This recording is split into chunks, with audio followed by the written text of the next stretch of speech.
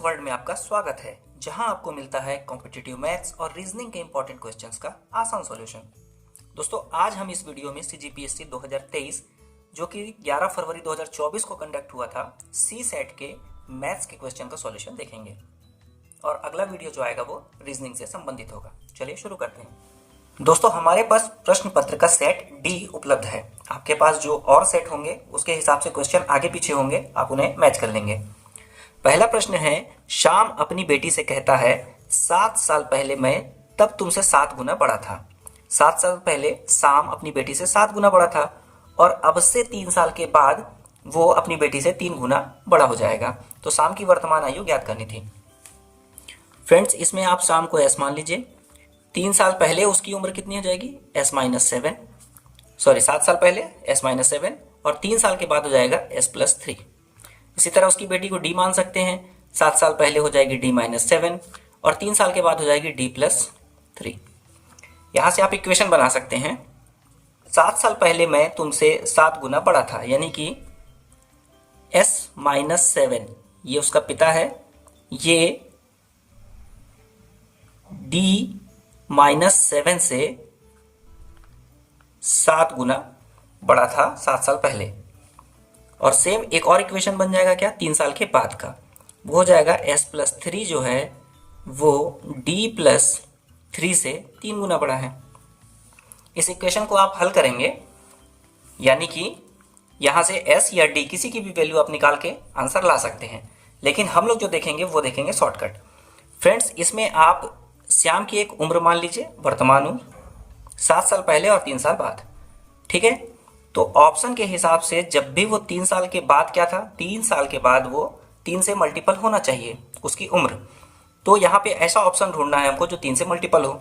जैसे 46 है वर्तमान उम्र, 3 साल के बाद हो जाएगा 49, 3 से मल्टीपल नहीं है। इसी तरह 50 के बाद 53, 3 से मल्टीपल नहीं है।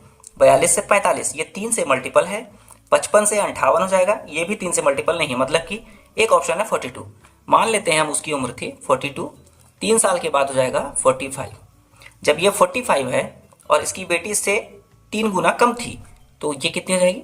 15। आप 3 से इसको भाग देंगे तो 15 और 3 साल पहले इसकी उम्र हो जाएगी 12। ठीक है, क्रॉस चेक करने के लिए क्या कर सकते हैं? 5 साल पहले जाएंगे। 5 साल पहले इसकी उम्र हो जाएगी 35, जो कि अपनी बेटी से 7 गुना ज़्यादा था, यानी कि 5 साल हो गए उसकी बेटी की उम्र 7 साल पहले।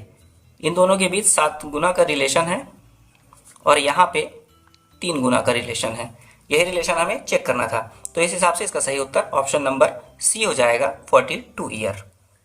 दोस्तों, अगला प्रश्न है, एक इक्वेशन दिया हुआ है 2 की घात में 30 है और ये 4 बार आपस में धन में दिया हुआ है। अगला क्वेश्चन मार्क की जगह पे हमें क्या आएगा ये ज्ञात करना था।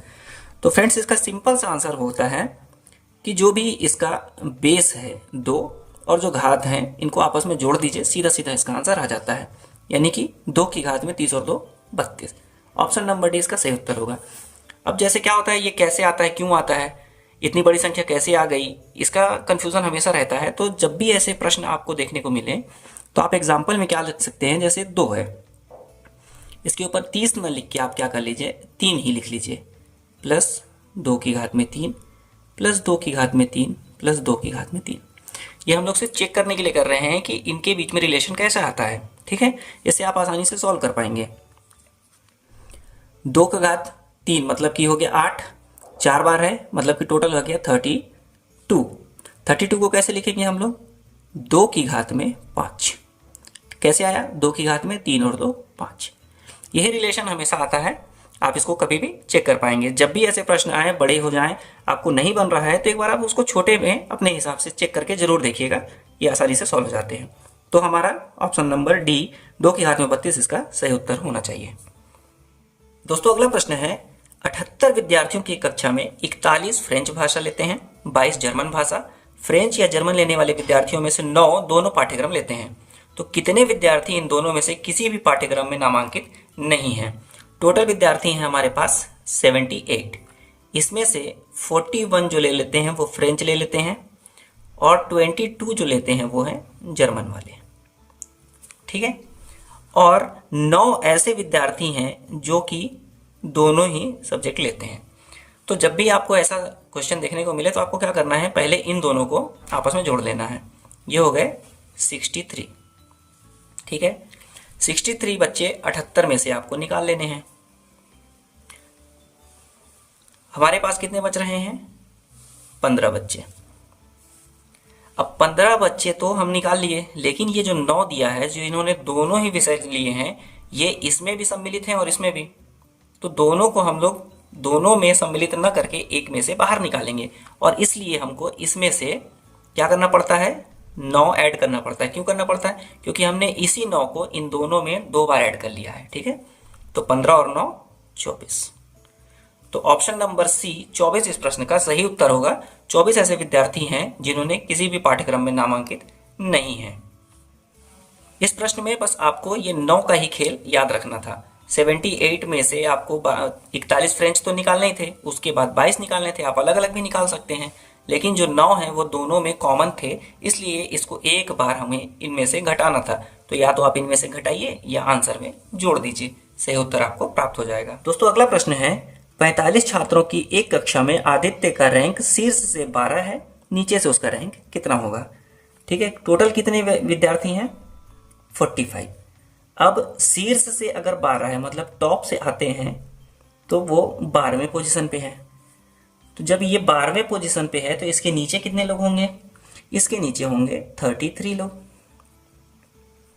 33 नीचे होंगे तभी ये 12वां है। अब नीचे से कितने आएंगे, तो 33 तो ये इधर है ही, और ये 34वां नंबर 34। इस प्रश्न का सही उत्तर हो जाएगा, यानी कि ऑप्शन नंबर बी। इसको आप दूसरे तरीके से भी निकाल सकते हैं। फॉर्मूले बेस पे भी ये निकलता है कि 45 माइनस 12 करेंगे, 33 इसका आंसर आएगा, और +1 करना पड़ता है 34। ये +1 इसलिए करना पड़ता है क्योंकि एक ही बंदा ऊपर और नीचे दोनों तरफ से हम काउंट कर रहे हैं।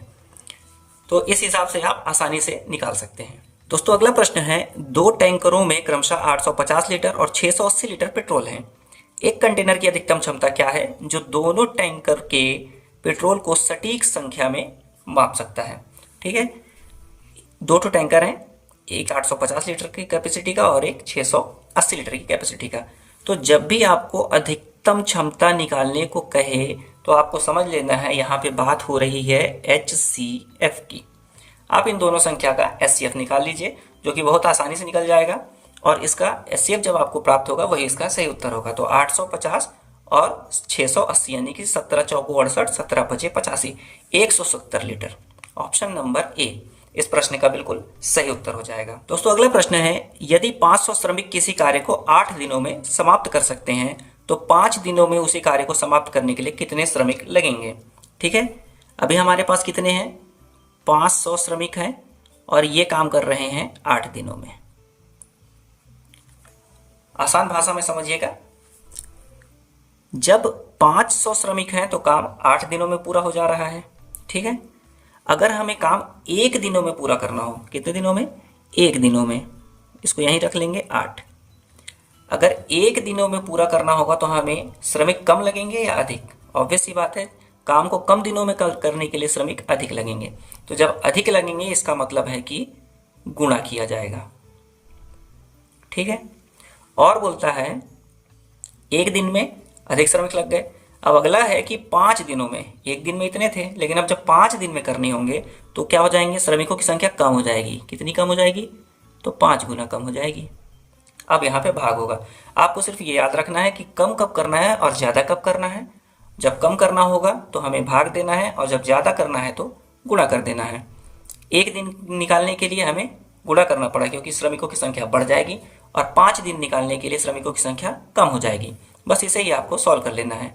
बराबर करेंगे तो 800 इसका आंसर आ जाएगा, 5 से काटेंगे तो ऑप्शन नंबर ए 800 इस प्रश्न का बिल्कुल सही उत्तर होना चाहिए।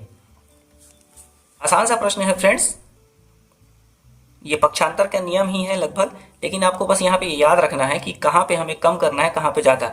अगर यहाँ पे 8 को इधर पक्षांतर करेंगे तो ये बटे में आता है, लेकिन बटे में हमने इसलिए नहीं लिया क्योंकि 1 दिन में काम करने के लिए श्रमिकों की संख्या बढ़ेगी, और बढ़ने के लिए हमें यहाँ पे गुणा करना पड़ेगा।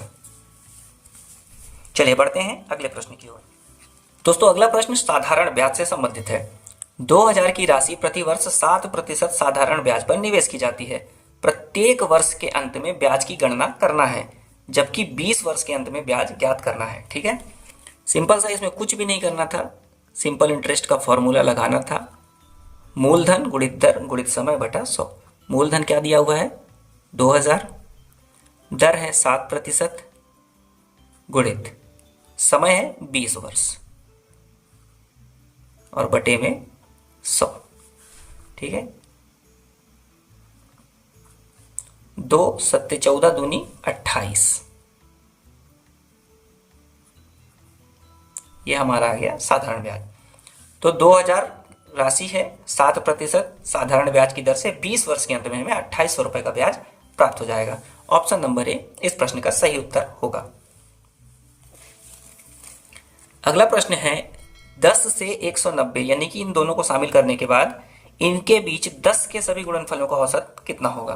तो सबसे पहले तो आपको याद कर रखना है कि 10 का गुणनफल होना चाहिए। 10 का गुणनफल कितना होगा 10, 20, 30, 40, जिनके इकाई में 0 होगा। ठीक है, तो ऐसी कुल कितनी संख्याएं होंगी, टोटल 19 ही होंगी, 10 से लेकर 19। ठीक है, टोटल 19 संख्याएं हैं। अब आपको याद रखना है कि 10 से 190 पहली संख्या आ रही है, मान लीजिए 10, फिर 20, फिर 30, ऐसे बढ़ते बढ़ते 190 तक पहुंच रहे हैं हम लोग। ठीक है, आपको यहाँ पे कुछ बातें याद रखनी है। पहली कि इनके बीच का अंतर कितना है, तो सबके बीच में अंतर है 10 का।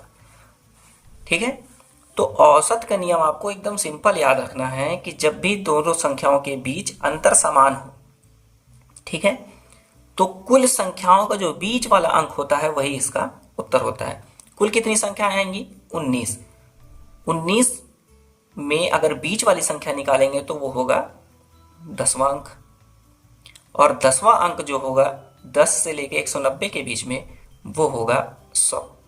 इसको आप आराम से लिख के देख लीजिएगा, इसका आंसर आ जाएगा 100। ऑप्शन नंबर डी इस प्रश्न का सही उत्तर होगा। दोस्तों अगला प्रश्न अनुपात से संबंधित था। दो व्यक्तियों की आय का अनुपात 9:7 है और उनके व्यय का अनुपात 4:3 है। यदि वे दोनों प्रतिमाह 2000 रुपये बचा लेते हैं तो उनकी मासिक आय ज्ञात करना था। ठीक है, इसे हम दो तरीकों से हल कर सकते हैं। एक तो जो कन्वेंशनल तरीका है x और y मानकर, या फिर सीधा ऑप्शन से। ऑप्शन वाला हम लोग बाद में देखेंगे, पहले चेक करते हैं। ठीक है, उनकी आय का अनुपात, आय बचत और व्यय, इनमें रिलेशन क्या होता है, दी हुए आय में से व्यय को घटा दीजिए तो बचत आ जाएगा, आय में से बचत को घटा दीजिए तो व्यय आ जाएगा, या बचत और व्यय को जोड़ लीजिए तो आय आ जाएगा। किसी भी तरीके से आप इस प्रश्न को हल कर सकते थे, तीनों तरीकों में से। ठीक है, हमें क्या करना था, 9x/7x, ये दोनों इनकी आय थी। ठीक है, अब क्या होता है, इसमें से ये प्रति माह 2000 बचा लेते हैं, मतलब कि इसमें से 2000 रुपये ये लोग बचा लिए, दोनों बचा पाते हैं। तो इनके पास व्यय कितना, इनका व्यय कितना अनुपात बचता है 4:3। ठीक है, या इसकी जगह पे हम व्यय को रख सकते थे x मानकर और इसमें धन लगा के इनको जोड़ सकते थे, व्यय धन बचत बराबर यहाँ पे ये वाला अनुपात यहाँ आ जाता आय। ऐसे भी आप हल कर सकते थे। इसको जब आप हल करेंगे तो इसका गुणा इससे, इसका गुणा इससे, यहाँ पे x की वैल्यू आपको प्राप्त हो जाएगी, और जो x की वैल्यू प्राप्त होगी उसको आप आय में रख के इनकी वर्तमान आय ज्ञात कर लेंगे। ठीक है, यहाँ से एक तरीके से आपको आंसर मिल जाएगा। दूसरा तरीका है ऑप्शन देख के। ऑप्शन यहाँ पे 4 दिए हुए हैं, हमें ज्ञात करना है उनकी वर्तमान आय। आय जो है 9:7 में है, मतलब जो ऑप्शन दिए होंगे वो भी 9:7 में होंगे। देखिए, इसमें से पहला ऑप्शन ही वो संख्या है जो 9:7 में है, बाकी कोई भी संख्या जो है 9:7 में नहीं है, इसलिए इसका सही उत्तर ऑप्शन नंबर ए होगा। बिना हल किए हम ज्ञात कर सकते हैं। 27 का ऑप्शन नंबर ए सही उत्तर होगा। दोस्तों अगला प्रश्न है, एक हवाई अड्डे से एक हवाई जहाज निकलता है और 1000 किलोमीटर प्रति घंटे की गति से उत्तर की ओर उड़ता है। ठीक है, किधर उड़ रहा है वो, उत्तर की ओर उड़ रहा है, जिसकी स्पीड है 1000 किलोमीटर प्रति घंटा। ठीक है, उसी समय एक अन्य हवाई जहाज उसी हवाई अड्डे से निकलता है, सेम समय पे निकलता है और 1200 किलोमीटर प्रति घंटे की रफ्तार से चलता है, लेकिन वो पश्चिम की ओर उड़ता है, ठीक है, पश्चिम दिशा की ओर उड़ता है, जिसकी स्पीड होती है 1200 किलोमीटर प्रति घंटा। ठीक, अब 1.5 घंटे के बाद दोनों हवाई जहाज के बीच की दूरी हमें ज्ञात करनी है। 1.5 घंटे में ये कितना चल जाएगा, 1000 किलोमीटर प्रति घंटे की स्पीड से अगर वो देखें 1.5 घंटे में 1500 किलोमीटर चल देगा, और ये 12 और 6 1800 किलोमीटर चल पाएगा। तो आप यहाँ देख पा रहे हैं कि ये एक त्रिभुज का निर्माण कर रहा है, और यहाँ पे हमें पाइथागोरस थ्योरम का प्रयोग करना था। हमें निकालना है ये डिस्टेंस, ठीक है।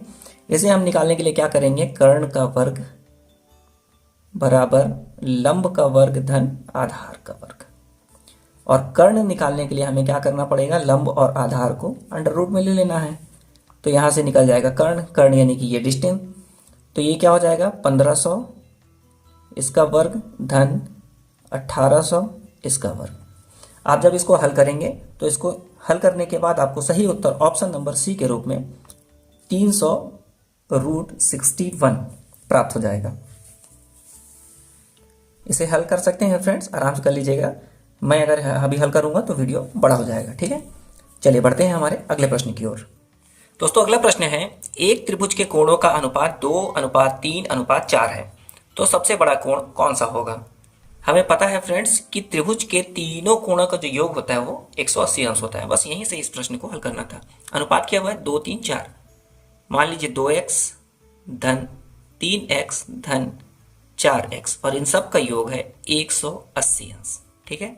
3 2 5 4 9x बराबर 180 अंश, तो x बराबर हो जाएगा 20 अंश। हमें ज्ञात करना था सबसे बड़ा, सबसे बड़ा क्या है 4 है।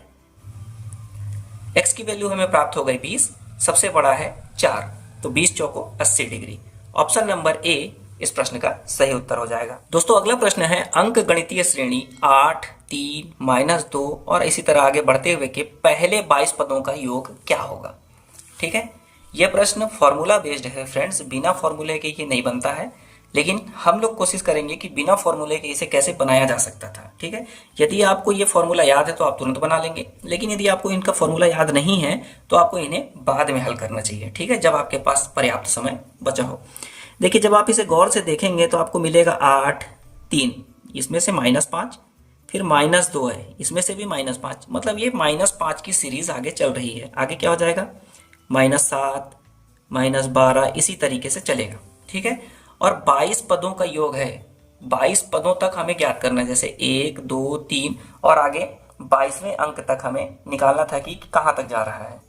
ठीक है, जब इसको आप आगे बढ़ते तो ये -97 तक आपको प्राप्त होता, यही होता 22वां। अब इसमें आपको दो चीजें याद रखनी है कि 2 अंक जो हैं वो धन में है और बाकी जो है वो ऋण में है। तो आप नॉर्मली इसको क्या कर सकते थे, आराम से समय निकाल के सबको जोड़ सकते थे।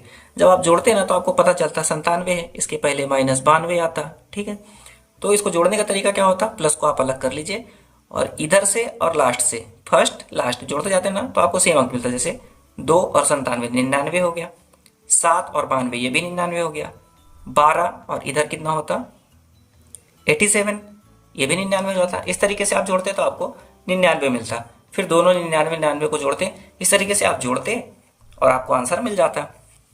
तो जब आपके पास समय पर्याप्त हो तब आप इसे हल कर सकते हैं, आराम से जोड़िए। जोड़ने में भी कुछ ना कुछ ट्रिक इसमें रहता ही है, बड़ी आसानी से ये जुड़ जाता है क्योंकि इनके बीच का अंतर समान था। ठीक है, इस प्रकार से ये प्रश्न हल हो जाता।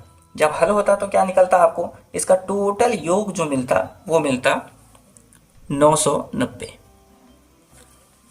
चूंकि ये सभी माइनस में है और प्लस में है 8 और 3 11 +11, इनको जब आप सॉल्व करते तो आपको मिल जाता -979। ऑप्शन नंबर बी इसका सही उत्तर होता। ये तो था आपके लिए डिटेल वाला। इसके साथ ही आप इसे फॉर्मूले से भी हल कर सकते हैं। तो इसके लिए फॉर्मूला जो लगाना पड़ता है आपको ये लगाना पड़ता कि टोटल संख्याएं कितनी है, माइनस इसको अलग कर लीजिए, इसको माइनस वाले को अलग, प्लस वाले को अलग। माइनस में थे 20 पद, पदों की संख्या थी 20, इसके बीच का अंतर था 5। ठीक है, कितना हो गया 20 पंचे 100। अब ये पदों को आधा कर लीजिए, यानी कि हो गया 10। इसका भी यहाँ पे गुणा कर लेना है। यहाँ पे कितने हो गए 100 दाम 1000, और फिर उसी जो आधे पद जो यहाँ पे थे उसी को हमको यहाँ पे माइनस भी कर लेना है। ठीक है, तो हो जाएगा 990। ये हमें प्राप्त हो गया यही वाला अंक। ठीक है, और ये जो 11 थे इसको तो माइनस यहाँ पे करना ही था, तो आपको फाइनली यहाँ से भी आंसर मिल जाता -979। दोस्तों अगला प्रश्न है, एक वस्तु को क्रय मूल्य पर 20% लाभ से बेचा जाता है, तो विक्रय मूल्य और क्रय मूल्य का अनुपात ज्ञात करना था। ठीक है, वस्तु को क्रय मूल्य से 20% लाभ पे बेचा जा रहा। मान लीजिए वो क्रय मूल्य था 100 रुपये, एक्स भी मान सकते हैं लेकिन 100 मानना आसान होता है। ठीक है, क्रय मूल्य था 100 रुपया और इसके 20% पे हम लोग लाभ बेचे। इसका 20% कितना होगा? 20 होगा, इसलिए हमने इसे 100 माना है। क्रय मूल्य है 100 और इसका 20% होता है 20, यानी कि 20% लाभ के साथ 120 रुपये में उस वस्तु को बेच दिया गया। तो विक्रय मूल्य और क्रय मूल्य का अनुपात, ये याद रखना है कि किसका किसका अनुपात पूछा है। इसका अनुपात इससे पूछा है। जब आप इसको काटेंगे तो ये 5 आएगा और ये 6 आएगा, मतलब कि 6:5 इस प्रश्न का उत्तर हो जाएगा। बिल्कुल आसान सा प्रश्न था। ऑप्शन नंबर ए इस प्रश्न का सही उत्तर हो। दोस्तों अगला प्रश्न है, राजीव ने मुंबई की अपनी यात्रा की योजना निम्नानुसार बनाई। वह कुल दूरी का 5/9 भाग हवाई जहाज से, शेष दूरी का 3/4 भाग रेलगाड़ी से और शेष 200 किलोमीटर की दूरी कार से तय करेगा। मुंबई की कुल दूरी हमें ज्ञात करनी थी। तो आपको ये याद रखना है कि पहले दी हुई है कुल दूरी, उसके बाद उसमें से कुछ भाग हम लोगों ने निकाल लिया, फिर बोलता है वो शेष दूरी का भाग दिया हुआ है। अब शेष दूरी नहीं दी हुई है, फिर से शेष दूरी का भाग दिया हुआ और फिर से शेष दूरी दी हुई है, यानी कि यहाँ पे सारा खेल शेष का है। ठीक है, चलिए ट्राई करते हैं। मान लेते हैं कि मुंबई की दूरी है x किलोमीटर। ठीक है, इस x किलोमीटर में से 5/9 भाग वो हवाई जहाज से तय कर लिया। जब वो 5/9 भाग तय कर लिया तो अब बचा कितना? तो 1 - 5/9 करेंगे आप तो आपको मिलेगा 4/9। इसका 4/9 भाग हमारे पास बच गया। अब 4/9 भाग में से उस 4/9 भाग में से 3/4 भाग रेलगाड़ी से तय कर लिया। ठीक है, जब 3/4 भाग रेलगाड़ी से तय कर लिया तो अब उसके अपने पास कितना बचा? 1 में से 3/4, इसको माइनस करेंगे तो आपको मिलेगा 1/4 भाग। तो ये इसका 1/4, अब 1/4 भाग। ठीक है, तय किया तो हमें शेष मिला 200 किलोमीटर। इसको हमने ऐसा क्यों किया? x का इसने निकालने के बाद शेष दूरी कितनी है? 4/9। इसका 3/4 निकालने के बाद कितना बचा? 1/4। तो x का 4/9 का यानी कि शेष भाग का 1/4 यानी कि शेष भाग जो अब बचा वो है 200 किलोमीटर। इतना हमें निकालना था, तो ये आसानी से सॉल्व हो जाता। अब इसे आप हल कर लीजिए। 4 से 4 कट गया और 9 का गुणा इसमें हो जाएगा, तो x की वैल्यू हो गई 1800 किलोमीटर। तो इस प्रश्न का सही उत्तर ऑप्शन नंबर ए हो जाएगा। बिल्कुल आसानी से हल हो गया। दोस्तों अगला प्रश्न है, 616 सदस्यों की सेना की एक टुकड़ी को परेड में 32 सदस्यों के आर्मी बैंड के पीछे मार्च करना है। दोनों समूहों को समान संख्या में कॉलम में मार्च करना है। कॉलम की अधिकतम संख्या कितनी होगी जिसमें वे मार्च कर सकते हैं? ठीक है, क्या करना है? पहले तो हमें निकालना है कि समान संख्या में कॉलम, और दूसरी आपको याद रखना है कि यहाँ पे पूछा है अधिकतम संख्या। पिछले प्रश्न में हमने बताया कि जब भी आपसे अधिकतम संख्या पूछे किन्हीं भी 2 अंकों का, तो आपको याद रखना है वहां पे हमें ज्ञात करना पड़ेगा HCF। यही इस प्रश्न का उत्तर होता है। तो जब 616 और 32 इनका आप HCF निकालेंगे तो आपको क्या मिलेगा? 2 से करेंगे, 2 3 6, 2 8 16, 2 16 32, फिर 2 से करेंगे, 2 1 कम 2, 2 5 10, 2 4 8, 2 8 16, फिर 2 से करेंगे, 2 7 14, 2 7 14, 2 4 8। यहाँ के बाद ये नहीं कटेगा, हमें प्राप्त हुआ इतना, 2 दूनी 4 दूनी 8। यही तो आंसर है। मतलब कि इनकी जो है कॉलमों की समान संख्या कब बनेगी? जब वो 8 कॉलम बनेंगे, तो दोनों की बिल्कुल समान संख्या बन जाएगी। ठीक है, इस प्रश्न का सही उत्तर होगा ऑप्शन नंबर डी। दोस्तों अगला प्रश्न है, यदि कोई वस्तु 5 फीट प्रति सेकंड की गति से चलती है तो वह 1 घंटे में कितने फीट की दूरी तय करेगी। ठीक है, फीट में ही दिया हुआ है, मतलब स्पीड जो है फीट प्रति सेकंड में दिया हुआ है और हमें घंटे के बाद निकालनी है, फीट में ही दूरी निकालनी है। तो इसमें कुछ करना था नहीं, आपको याद रखना है कि यहाँ पे स्पीड दी हुई है 5 फीट प्रति सेकंड, मतलब हर 1 सेकंड में वो 5 फीट की दूरी तय करता है। तो 1 घंटे में कितने तय करेगा? यदि 1 सेकंड में 5 फीट की दूरी, तो 60 सेकंड में वो थोड़ी सी ज़्यादा दूरी तय करेगा और अगले 60 मिनट में वो और ज़्यादा दूरी कर लेगा। ठीक है, बस हमें इतना ही करना था। पहले सेकंड को हमने मिनट में कन्वर्ट किया और मिनट को फिर हमने घंटे में कन्वर्ट कर लिया। इसको आप गुणा कर सकते हैं, 5 छक्का 30, 30 छक्का 18,000 फीट। ऑप्शन नंबर डी जो है इस प्रश्न का सही उत्तर हो जाएगा। दोस्तों अगला प्रश्न जो था वो बार ग्राफ से संबंधित था। इसमें से 2 प्रश्न थे, 57 और 58, है ना। इस ग्राफ का हमें बार ग्राफ का एनालाइज करना था और इसके हिसाब से ही हमें आंसर देना था। क्या बोलता है कि इसमें 2 बार ग्राफ दिया गया है लगातार 2 वर्षों का, 2000 और 2001। तो 2001 क्या है, यहाँ पे दिया हुआ देखिए। जो डार्क है ये सन 2000 का है और जो वाइट है ये 2001 का है, सभी में दिया हुआ है। ठीक है, और ये जो B1, B2, B3, B4, B5 और B6 दी हुई हैं, ये क्या बोलता है, प्रकाशन कंपनी की 6 शाखाएं हैं। ठीक है, ये क्या बेच रहे हैं, पुस्तकों की बिक्री कर रहा है और बिक्री 1000 में है। अब 1000 में हो या लाख में, हम इससे मतलब नहीं है जब तक कि यूनिट दिया ना हो नीचे ऑप्शन में कहीं पे भी, है ना। तो इसको देख के हमें ये प्रश्न हल करना था। देखिए पहला प्रश्न क्या बोलता है, दोनों वर्षों के लिए शाखा B6 की कुल बिक्री, दोनों वर्षों के लिए शाखा B3 की कुल बिक्री का कितना प्रतिशत है। दोनों वर्ष मतलब 2000 और 2001। ठीक है, B6 कहाँ है, ये है, और B3 कहाँ है, ये है। तो इन दोनों की कुल बिक्री हमें निकाल लेनी थी। तो B6 की कुल वैल्यू है, B6 की वैल्यू 8 7 15, 150, ये 1000 में है। ठीक है, और B3 की वैल्यू कितनी हो जाएगी, B3 की वैल्यू हो जाएगी 110 और 95 यानी कि 205। तो बोलता है बिक्री B3 की कुल बिक्री का कितना प्रतिशत है। इसे सिंपल हम लिख लेते हैं कि क्या बोला है, B6 की कुल बिक्री यानी कि 150, B3 की कुल बिक्री का कितना प्रतिशत है, 150 है, B3 यानी कि 205 का कितना x प्रतिशत। जैसा बोला वैसा हमने लिख लिया कि B6 B3 की कितना प्रतिशत है। ठीक है, इसको जब आप सॉल्व करेंगे आगे x की वैल्यू हमें ज्ञात करनी थी। बस ऑप्शन नंबर सी यानी कि 73.17% इसका सही उत्तर आपको प्राप्त हो जाएगा। देखिए इसी बार चार्ट में अगला प्रश्न दिया हुआ था कि दोनों वर्षों के लिए शाखा B2 की कुल बिक्री, दोनों वर्षों के लिए शाखा B4 की कुल बिक्री से अनुपात क्या है। B2 की बिक्री क्या है, ये है 75 और 65, 75 और 65 कितने हो गए, 140। ये किसके हैं, B2 के।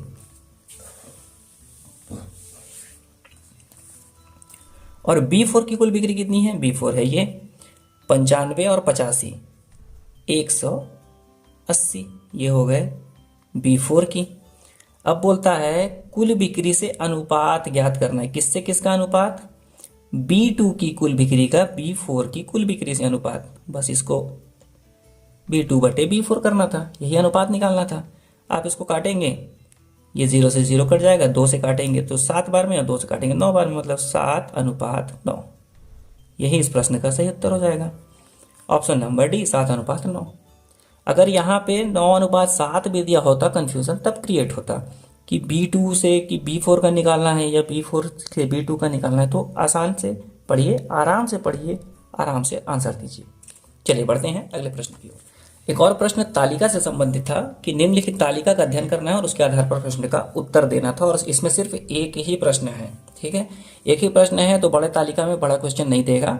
अगर देता है तो फिर आपको उसे लास्ट में ही हल करना है, अपना समय बर्बाद नहीं करना है। ठीक है, देखिए यहाँ पे व्यय की मत दिखे हैं, कहाँ पे हमने व्यय किया है। वर्ष दिया हुआ है वेतन में, ईंधन परिवहन में, बोनस में, ऋणों पर ब्याज में, कर में। ज़्यादा हमें माथा 25 में पहले करनी नहीं है, पहले हमें प्रश्न देखना है, प्रश्न के हिसाब से फिर कैलकुलेशन सोचना है। देखिए प्रश्न बोलता है इस अवधि के दौरान कंपनी को प्रति वर्ष ब्याज की औसत राशि कितनी चुकानी पड़ी।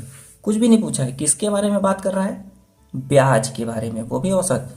तो ऋणों पर ब्याज, ब्याज हमने दिया है इतना, और बोलता है पूरी अवधि के दौरान जो है औसत राशि कितनी चुकानी पड़ी।